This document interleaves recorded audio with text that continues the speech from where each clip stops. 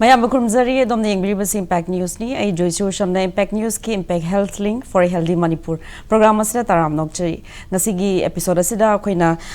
puzari ba topic si diabetic retinopathy. Diabetes na ba singda hozik mitta solok pa haitare. Diabetes na maram oirga mitta solok pa singi matang na khangbina si ako'y gi expert guest na Dr. Chakpram Priyalaxmi, consultant ophthalmologist, Shija Hospital stagi, MS Ophthalmology Fellowship in General Ophthalmology and Vitreo-Retinal Surgery, Aravind Eye Hospital, Madurai. Aduka Dr. Asi, a fellow All India Collegium of Ophthalmology, FAICO, Retina.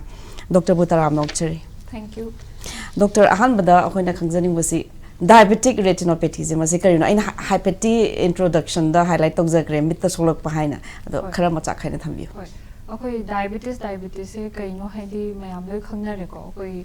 layman the higher diabetes, Hakang the sugar one katana, Hakang Sola Pasi, my Amzibuneva. Ado say sugar one, Haraga, Hakang the Kay area, the Sokan Gayage, Hakanda, kidney, the Soklopay, mint the Soklopay, the Kong cookie, singing out using the Solopay. Others my daughter, Akoi meets it quite a maru over the Yamdar car over pot, Retina, the Sokal target, the Madubu, diabetic retinopathy, Haraga Kane.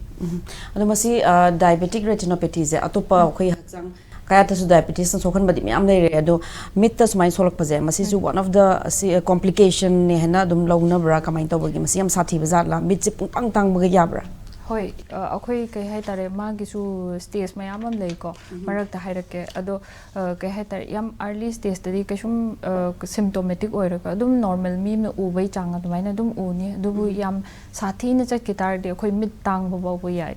hoi diabetic retinopathy se Ado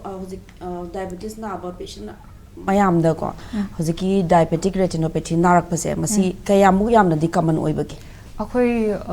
kaino 2024 ki record matung IDF record matung ina diabetes se akhoi India je yam kai hai tare diabetes na aba mi gi masing ji am wange somewhere around akhoi round about crore hai tar di 9 crore adumaina high grade ado akhoi like ta kai da pinaba kan da akhoi diabetes na aba mi singi marak ta at least 40% gumbadi diabetic retinopathy narak pa yabagi kaino se lei na adumaina yam wange hai batare wange hoi chada 40% hoi adumaina range se pi Ado doctor hojiki magi diabetic retinopathy 40% di nare do remaining 60 di nadri ne haba aduna di pura naroi haiba mangti leite si di kai hai tar average akhoi gi population nam da check toraga hairak pane marak tu da akhoi gi kai hai tar study duna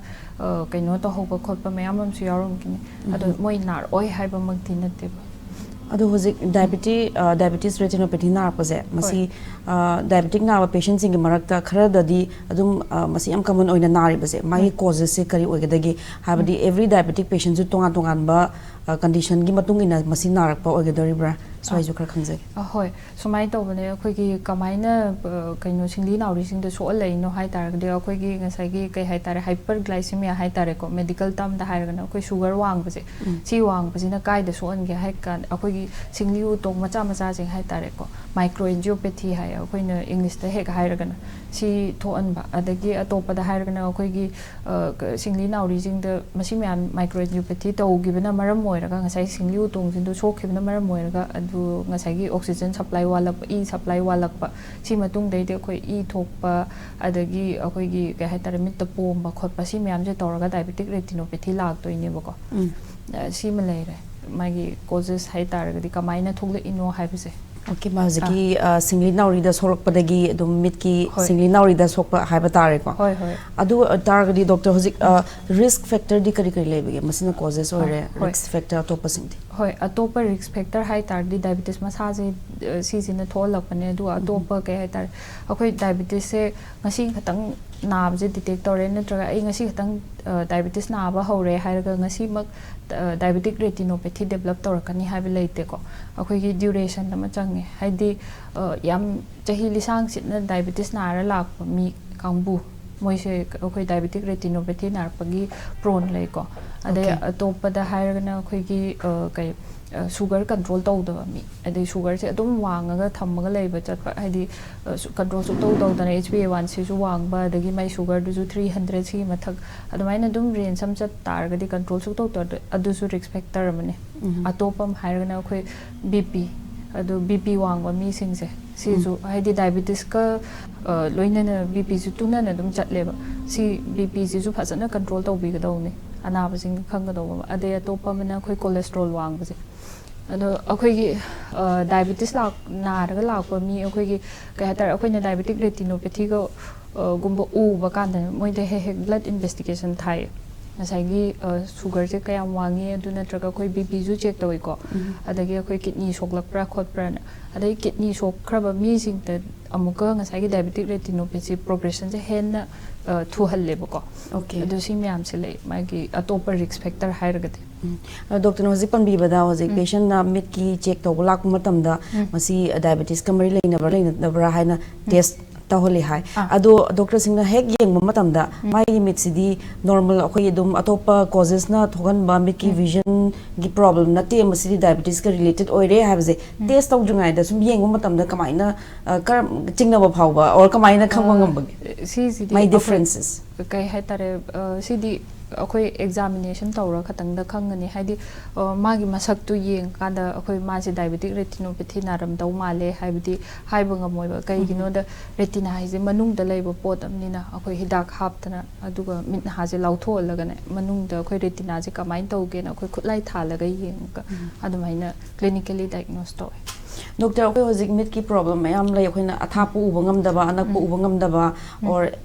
kind of nakan gi whole direction astigmatism kum bazu mayam makhan makhan mayam lai re do ji diabetic retinopathy na ba sing je moi da di kari no moi da main problem oi je karam ba makhan gi vision loss oi bano mitar chik pa khot pa na ba khot pa kum phar pa za la si jo khra thang adu do haijara ke akhoi si haidre marak se do akhoi diabetes se ka hetare diabetes patient amna diabetic retinopathy na re e hai tar ga di magi stage khara le ko medical tam da akhoi gi kari moderate kari ba NPDR kaina ade amada proliferative diabetic retinopathy kaina si ji amu medical tam ne okay hetare ngasai gi non proliferative stage da amuka yam sok triba mayai oirap sokpa de yam sokhraba na adumaina mu khaidu e aduga proliferative stage yo guitar ga di ngasai gi kai haitare normal oidaba akoi singli utung kai haitare mayam ama growth tor ani ba ke mai stages to gi matungina sumain lerni aduga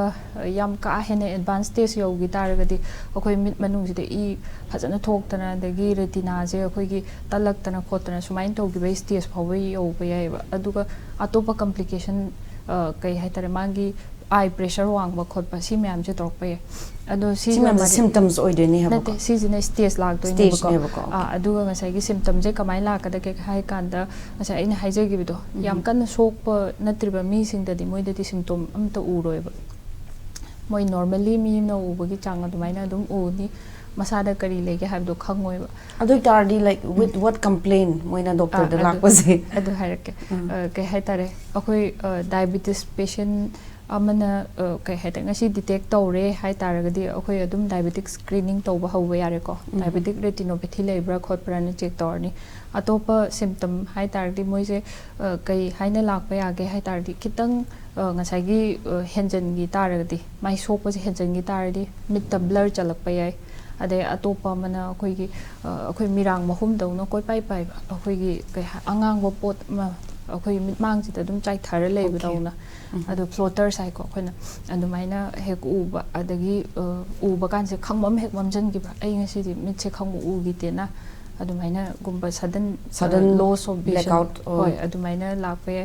ade to pamna akhoi mit se am chi e u dabagi mathak ta mit se chi aga akhoi gi kok chik pa na ba khot pa pi ta ba mit se ngak sang ngang jalak pa asi di pra late stage oira kan da sumaina hek to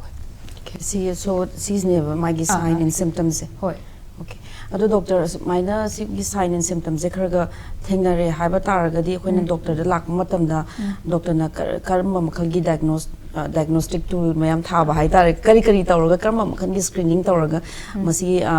diabetic retinopathy nare haba je chap chana diagnose tawu ahan bakanda akhoi usually tawbo dumaina patient je la kanda akhoina ubje kyam uge na check tawrani adui matung jida akhoi gi mid ki pressure on dana adegi akhoi mid se kai hai tare atopa anaba kai hai kaino pressure wangbra khotbra si ma check tawrani adui matung da akhoi hidak hapaga mit na se lauthol ani ba lautho matung da akhoi retina se akhoi khulai tawra thala yeng doine hedi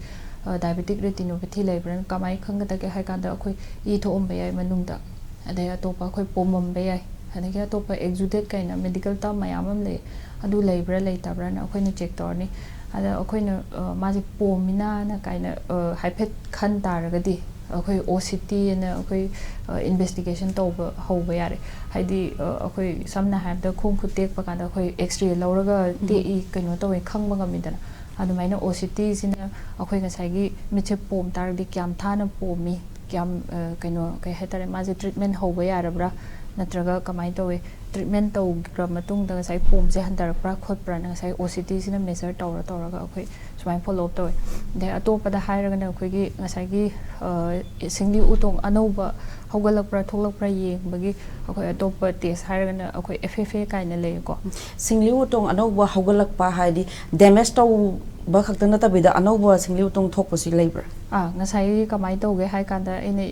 kari hai tar blood supply le rakta tardi oxygen supply do handagi tardi akhoi manungju chemical interplay mayamam tawbanina akhoi gi ngasai gi singli normal oidaba akhoi utong macha macha tholokpa yai ko khara amana akhoi gi retina gi leimai ji da hobe adagi mit manung da ju gel leiri gel manung da ju dum kai hai tare akhoi mayon chong ba hau chalakpa sumai sigi bezel mayam se normal natteba akhoi yam kaigan ba akhoi I thokan ba I thokpa sisu akhoi gi keno symptom ma oina hai gi tara sai si mayam se torokpa ya si jina akhoi FFA na si je toraga kai tare exact lei leite habdo khangba ngam clinically ju ngam ko sometimes akhoi clinically kitang doubtful oiba kada sigi keno investigation na helpful oiba adu natraga akhoi gi kai hai tare supply je supply je kyam wat lino natraga karamba area da leitage hai adumai khandokpa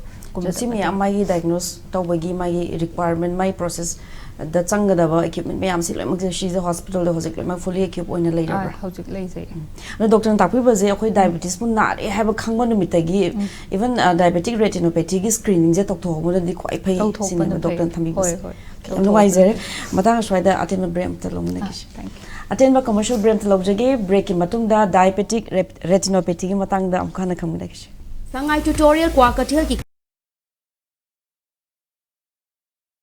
Free varicose veins consultation camp lakliba December ki tarik tara nipan dagi kun bhawba ayuki pung tara dagi nungthil gi pung ama bhawba free varicose veins camp pangthok chagadauri surgery tawdana amadi hinglek tana endovenous laser treatment EVLT tawba oibana nabagi chang hanta li loina na dakpham su lehende adomna khongda singli chakthopagi layong asi leibiragadi khudong chaba silobi hongna pagi damak Shija hospitals langkol natraga pizariba contact number asida pau phawi rakna baganganjari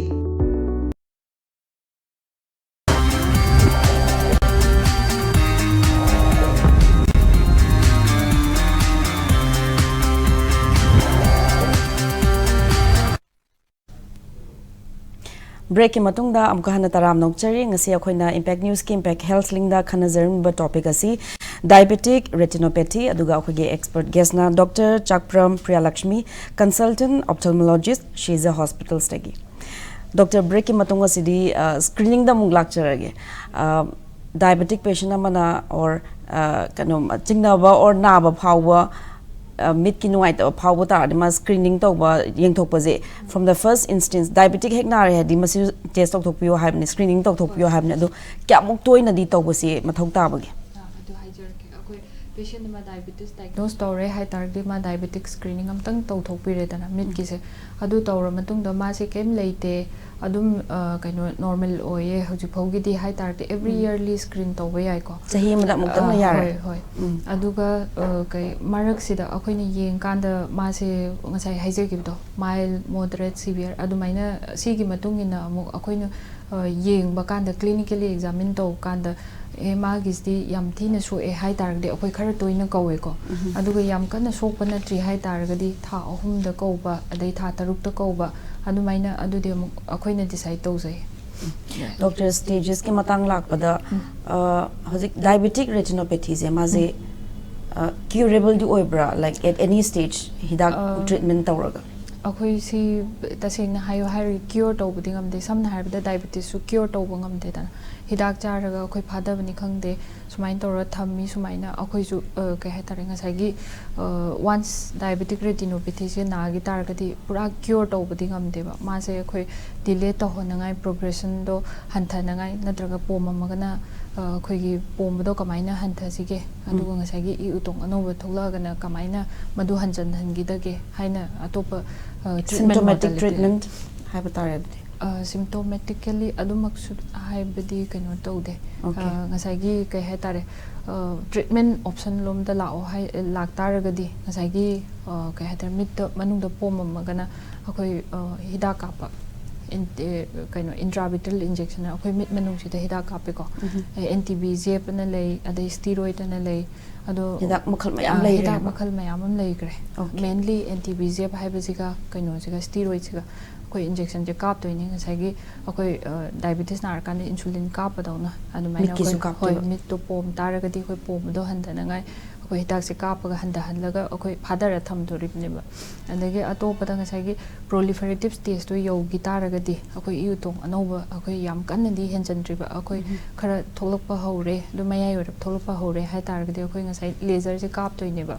laser काप हायरगा सिदैदा मयामना कोई logic तौबगी कोई laser से कापगा पूरा उनी मिट से कई हाइतार 100% उरकनी अदुगुम्बती नत्ते सी कई हाइनो हाइतारगदी अखोई ऑलरेडी सोकचलबा मिट से याम का हेन सोकचन तनगाई अखोइना फाजललगा फादर थमदोइनेबा कॉम्प्लिकेशन से ओके माय विजन दुदी हुजिक नाबा हरकपदा और नाबा मतमदा उरिबा विजन दो अदुदुम लैदोइने अदु मेंटेन तौनगाई अदुबु अखोइना लेजर फना कापकेरा दे इंजेक्शन फना कापकेरा पेशेंट सिना अखोई शुगर से कंट्रोल तौदना अदुम आईदी ट्रीटमेंट तौरबने हाइना माय मसादगी कनो अफोर्ड केम तौदा तारगदी कई हाय तारे अदुम तम तमने हेंजलकने अदुना तापिबदी ngasagi mitki retinopathy gi lying tawbu taragasu isagi sugar adagi cholesterol level ngasai doctor panbi gi myam da adum normal level da maintain tawra thamgadabani haba hoy ado doctor ji treatment je hoje injection ka pam lai re aduga laser tawba ma atopadi kari kari atopadana khoi kai yam thine advanced stage yogi tar de khoi mit manung sida phajana khoi kai hai tare e thoktana yam udaba aduga retina je talakpa khotpa lai tar de khoi surgery option lai ko surgery tawdoine ado sigi surgery sidi kai hai tare yam major surgery ne hai tare kaino sometimes patient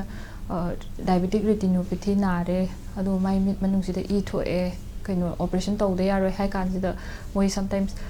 lens hapadi phagadra ado anu hapadi phagadra na hape hape hang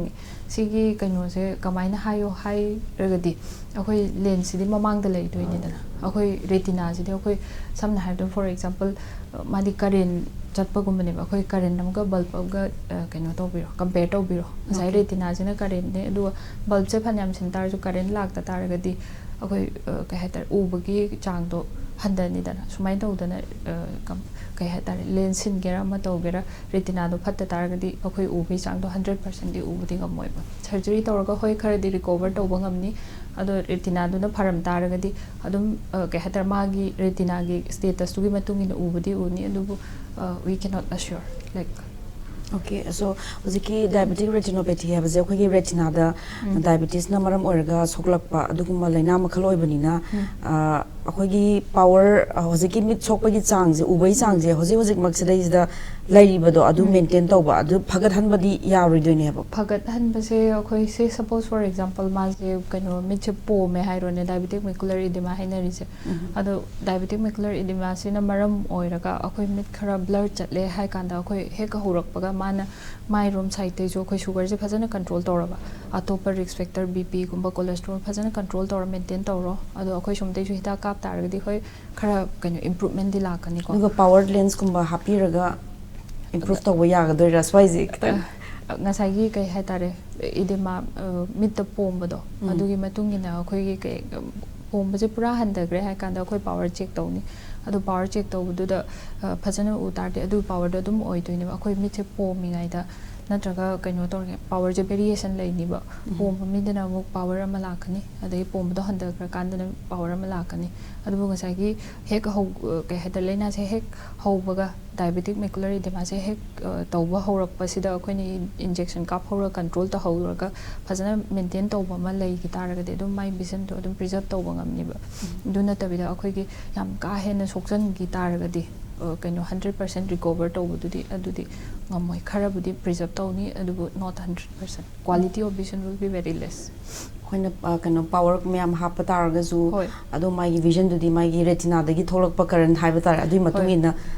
ꯈꯔ ꯎꯕ ꯉꯝꯗꯣꯏꯅꯦ ꯍꯥꯏꯕꯀꯣ ꯍꯣꯏ ꯍꯣꯏ ꯑꯗꯒꯤ doctor ꯍꯧꯖꯤꯛ ꯀꯩꯅꯣꯁꯦ ꯍꯧꯖꯤꯛꯀꯤ diabetic ꯔꯦꯇꯤꯅꯣꯄꯦꯊꯤꯁꯦ ꯅꯨꯄꯤ ꯑꯣꯔ ꯅꯨꯄꯥ ꯌꯦꯡꯉꯛꯄ ꯃꯇꯝꯗ ꯄꯣꯄꯨꯂꯦꯁꯟꯗ ꯀꯅꯥꯗꯗꯤ ꯍꯦꯟꯅ ꯊꯣꯛꯄꯒꯦ ꯑꯗꯨꯒ ꯑꯉꯥꯡ ꯑꯍꯟꯒꯤꯁꯨ ꯈꯔ ꯔꯤꯁꯛ ꯑꯦꯖ ꯒ꯭ꯔꯨꯞꯁꯦ ꯁꯤꯁꯨ ꯈꯔ ꯊꯝꯕꯤꯌꯨ ꯁꯤꯗꯩꯗ ꯍꯥꯏꯖꯅꯤꯡꯕꯁꯦ ꯑꯩꯈꯣꯏ ꯗꯥꯏꯕꯦꯇꯤꯁꯁꯤꯗꯤ ꯑꯗꯨꯝ ꯅꯨꯄꯤ ꯅꯨꯄꯥ ꯄꯨꯜꯂꯞ ꯅꯥꯕꯅꯤꯅ ꯑꯗꯨꯝ ꯗꯥꯏꯕꯦꯇꯤꯛ ꯔꯦꯇꯤꯅꯣꯄꯦꯊꯤꯗ ꯀꯩꯅꯣꯗꯤ ꯂꯩꯖꯗꯦꯀꯣ ꯍꯥꯏꯗꯤ ꯀꯔꯝꯕꯗꯅ ꯍꯦꯟꯅꯤ ꯅꯨꯄꯤꯗꯅ ꯍꯦꯟꯒꯗ꯭ꯔꯥ ꯅꯨꯄꯥꯗꯅ ꯍꯦꯟꯒꯗ꯭ꯔꯥ ꯍꯥꯏꯕꯗꯨꯗꯤ ꯂꯩꯇ꯭ꯔꯦ ꯑꯗꯨꯒ ꯗꯥꯏꯕꯦꯇꯤꯁꯁꯦ ꯉꯁꯥꯏ ꯍꯥꯏꯖꯍꯧꯗ꯭ರೆ ꯇꯥꯏꯞ 1 ꯍꯥꯏꯕ ꯑꯃ ꯇꯥꯏꯞ 2 ꯍꯥꯏꯕ ꯑꯃ ꯂꯩꯗꯅ ꯍꯣꯏ ꯁꯨꯝ ꯇꯥꯏꯞ 1ꯁꯤꯗ ꯑꯃꯨꯛ ꯈꯔ ꯑꯉꯥꯡꯗꯒꯤ ꯍꯧꯔꯒ ꯀꯩꯅꯣ ꯇꯧꯋꯦ ꯑꯗꯨ ꯇꯥꯏꯞ 1ꯗꯁꯨ ꯑꯃꯨꯛ ꯗꯥꯏꯕꯦꯇꯤꯛ ꯔꯦꯇꯤꯅꯣꯄꯦꯊꯤꯁꯦ ꯂꯩꯇꯕꯗꯤ ꯅꯠꯇꯦ ꯂꯩ ꯑꯗꯨꯒ ꯀꯩ ꯍꯥꯏꯇꯥꯔꯦ ꯁꯤꯗꯁꯨ ꯑꯃꯨꯛꯀ ꯑꯦꯖ ꯄ꯭ꯔꯤꯐꯔꯦꯟꯁ ꯂꯩꯇ꯭ꯔꯦ ꯍꯥꯏꯗꯤ ꯃꯥꯒꯤ ꯗ꯭ꯌꯨꯔꯦꯁꯟꯗꯨꯒꯤ ꯃꯇꯨꯡ ꯏꯟꯅ ꯑꯗꯒꯤ ꯃꯥ ꯀꯌꯥꯝ ꯐꯖꯅ ꯀꯟꯇ꯭ꯔꯣꯜ ꯇꯧꯋꯦ ꯍꯥꯏꯕꯗꯣ ꯑꯗꯨꯒꯤ ꯃꯇꯨꯡ ꯏꯟꯅ ꯑꯗꯨꯝ ꯂꯩꯔꯅꯤ So type 1 ꯑꯣꯏꯒꯦꯔꯥ type 2 ꯑꯣꯏꯒꯦꯔꯥ diabetic retinopathy ꯑꯗꯨꯝ नारꯛꯄ याबगी chance नारक्पा याबगी chance ले even type 1 दा मोय हाइसे चाहि से suppose patient नमा type 1 diabetes से चाहि तरा हेन कइनो नारे हाय तादि मा diabetic retinopathy develop तवे 50-50 chance ले को अदु चाहि कुंत्रा हेन type 1 जे नाखले हाय तादि almost 90% मोय diabetic retinopathy develop तौरकनी हायना लाइक त अदुमाइना इबी Okay. Doctor, hoji akhoi population na diabetic ki nabai chance yam wangkhalakpanina mostly middle age dagi or late 30s dagi dum naba hobose mayam thengnabanina diabetic retinopathy narakpagi je magi duration ama doctor na pambibanina like 10-20 years ki matung haigidoribra like mostly control tawda taragadi ꯃꯥꯒꯤ develop ꯇꯧꯔꯛꯄ ꯌꯥꯕ ꯆꯍꯤꯁꯦ ꯀꯌꯥꯃꯨꯛ ꯌꯥꯝꯅꯗꯤ ꯆꯪꯕ ꯑꯗꯨꯃꯛꯇꯤ ꯀꯩꯅꯣ ꯂꯩꯇ꯭ꯔꯦ ꯃꯣꯏ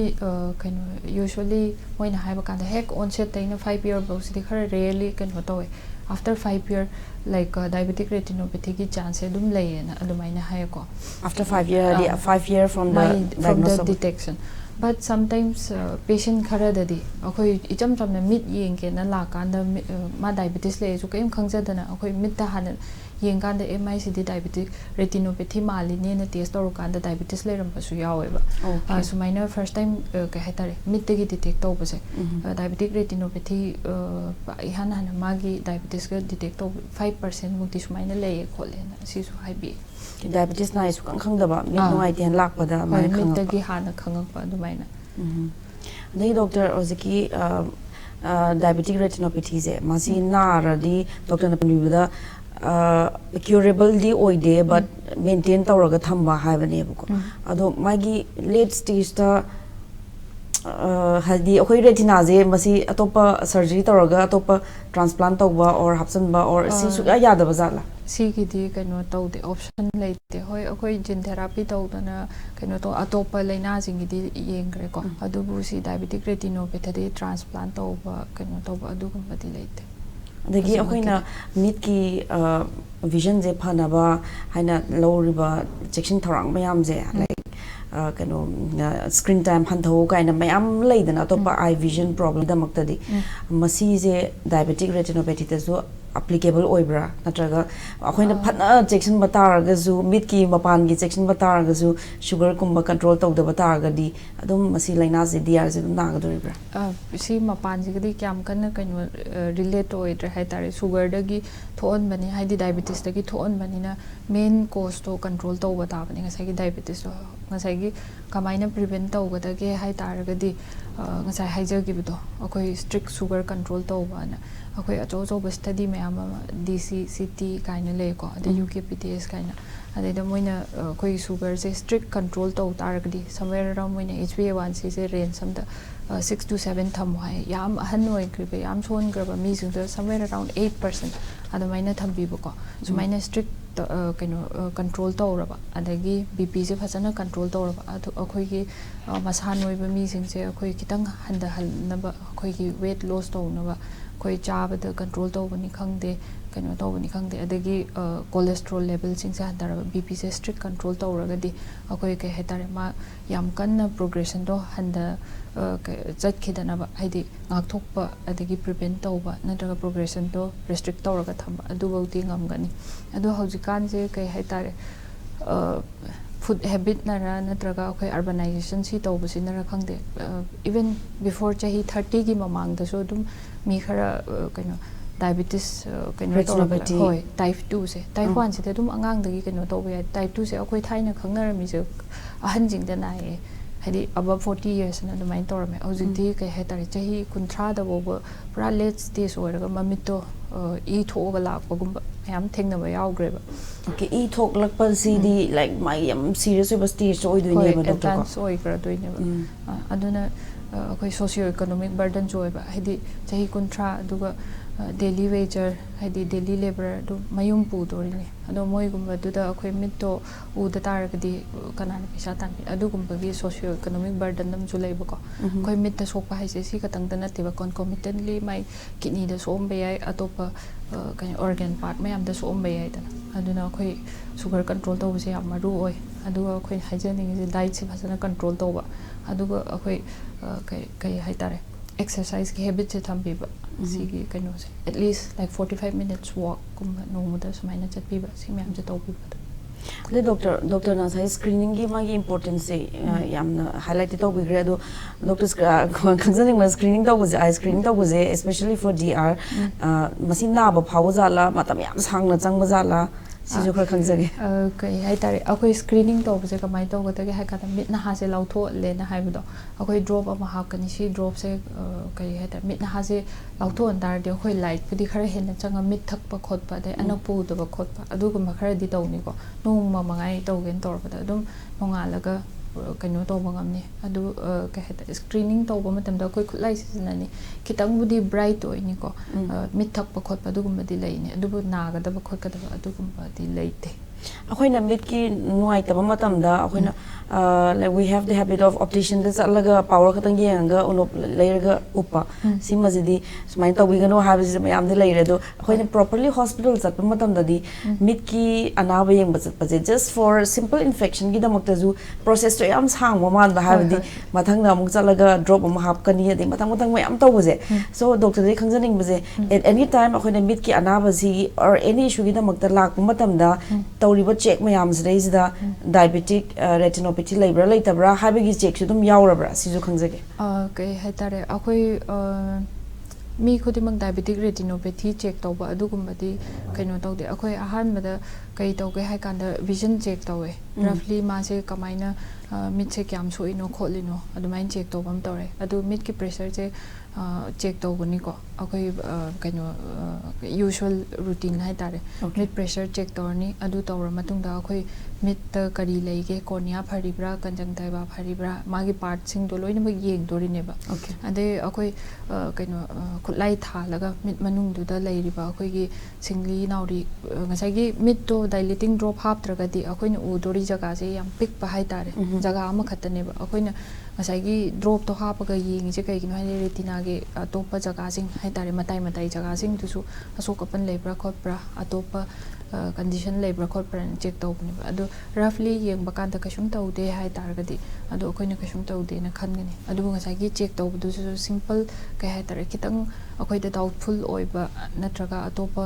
na ba leiram daw male diabetes leiram daw male hai targadi masi khata su na ta examination khata na akoi patient gi symptom yeng ni ko mangon da kai nu ai te kari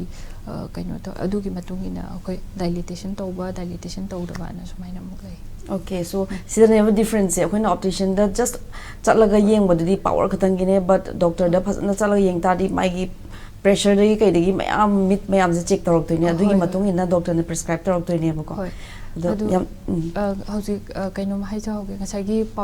diabetes patient sing se akhoi retina khatang na ta akhoi gi mit ta lens na yai se sidai ta su dum mai sugar duna akhoi effect to yawe aduna sometimes diabetic patient khara da di akhoi power jeng haklai ta na change to ba hedi ngasi power moiraga thamani leraka check to khanda mo power ma hek oibagi ma frequent glass change hai tare glass ek hak leitana change to bagi history gumba adu bisu he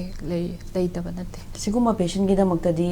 what do you recommend power ze adum glass adum change adum tawdori bra natraga adumaina laktar ti akoina ka hetar patient je diabetes leibra natraga atopa kai legena akoi systematically evaluation tawrani ko adu manung su yenga kai kai atopa anaba leibra haidi diabetes na oiribra natraga karina oirike haibdo akoi tidokpa machangi hojiki power frequently change to boyam laire dai diabetic retinopathy am laire masina tabida diabetes na maram oiba mikki laina atopadi laibra atopada hairagati akoigi retina khatang dan taba lens hauju power frequently change to bom laigre atopada hairna akoi sugar je am hang targati akoi mithau gumba to hanjan hanjan tawrakpa gumba kai haitare mithau je nghaler amada muk pom akoi kano sugar leiba mi singda natraga atopa sugar leite na hai taraga ju akoi mithau toina to khalak taragadi akoi sugar leibra khotpra na check to thokpiba pai okay yam nuwaizir doctor lorakpada akoi doctor na message pudi mi am pi re ko ado lorakpada akoi gi audience ta tentak na message ma thamina ba haizare hoi kano haijo hairagadi akoi diabetes he detect tawbata numittagi adum akoi diabetics retinopathy screening se tawbiba aduga sugar je phajana control tawbiba aduga kai tare ngasai kano exercise tawba adu walk chatpa sise amaru haidi prevention is always better than cure haibaduni ko koi cure hojik makidi leitabani na akoi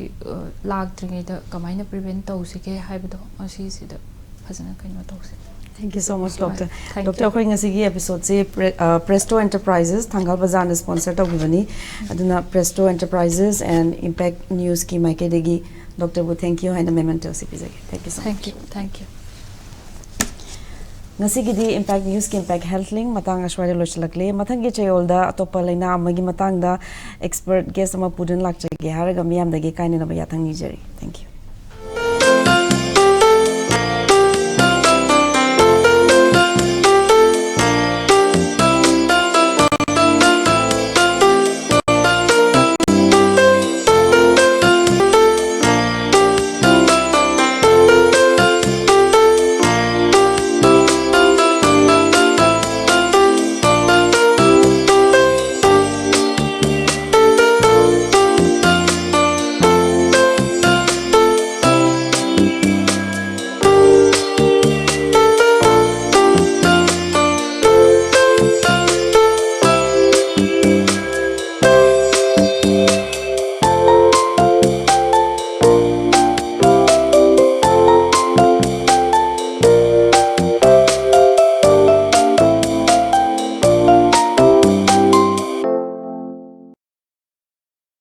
Mau ama mangkri, aigi loina bi wangkem ningol kagem bam ongbi